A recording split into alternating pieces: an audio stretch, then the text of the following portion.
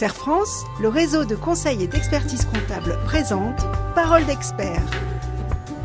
Serre France, partenaire de la performance des chefs d'entreprise.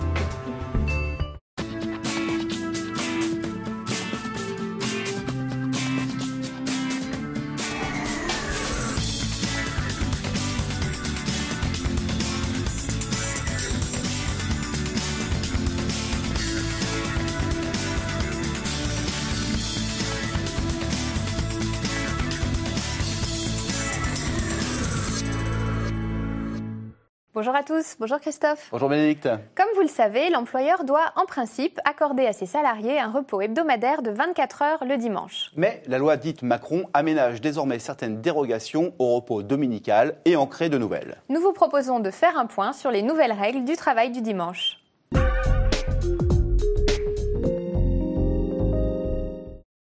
Certaines autorisations de travailler le dimanche sont liées à des contraintes de production et aux besoins du public.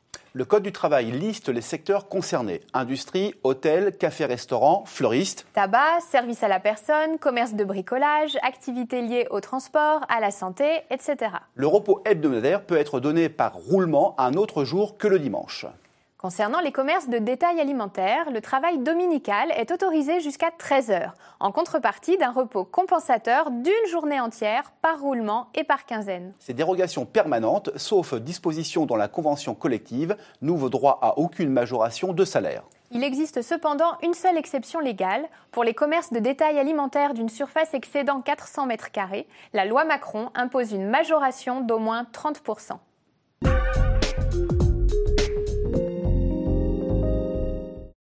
Certaines interdictions de travailler le dimanche peuvent être levées par autorisation administrative. Si la fermeture dominicale est préjudiciable au public ou à l'établissement, le travail le dimanche peut être autorisé.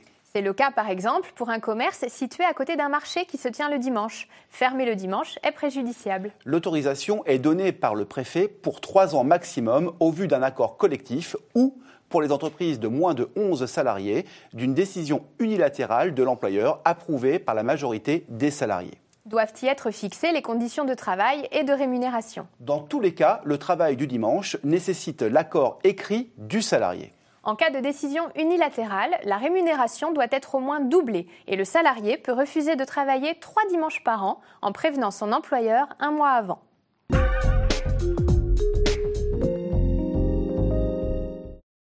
Certaines autorisations de travailler le dimanche sont liées à des critères géographiques. C'est le cas des zones commerciales dites ZC, des zones touristiques dites ZT, des zones touristiques internationales dites ZTI et des emprises de grandes gares.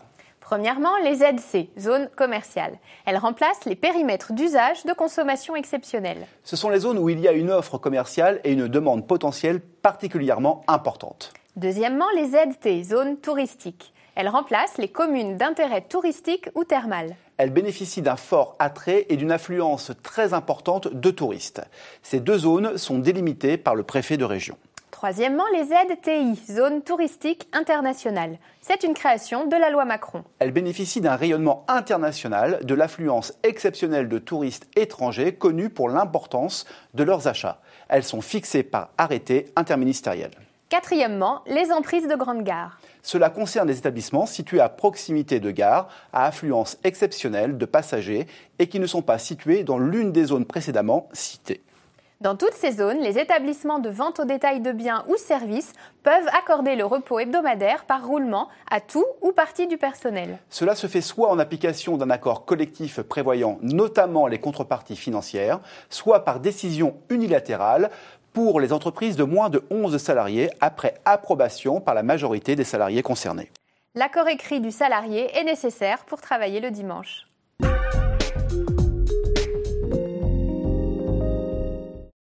Les salariés de commerce de détail non alimentaire peuvent travailler 12 dimanches par an à partir de 2016 au lieu de 5. La liste des dimanches est arrêtée avant le 31 décembre pour l'année suivante. L'autorisation est accordée par le maire de la commune ou le préfet à Paris. Les heures du dimanche sont au minimum payées double et ouvrent droit à un repos compensateur équivalent en temps. Depuis la loi Macron, seuls les salariés volontaires ayant donné leur accord par écrit peuvent travailler les dimanches du maire.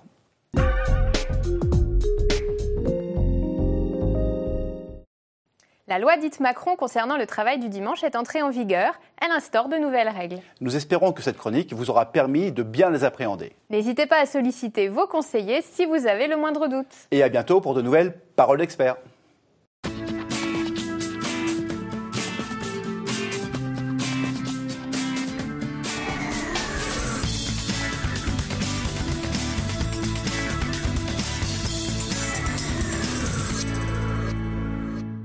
Serre France, le réseau de conseil et d'expertise comptable vous a présenté Paroles d'experts.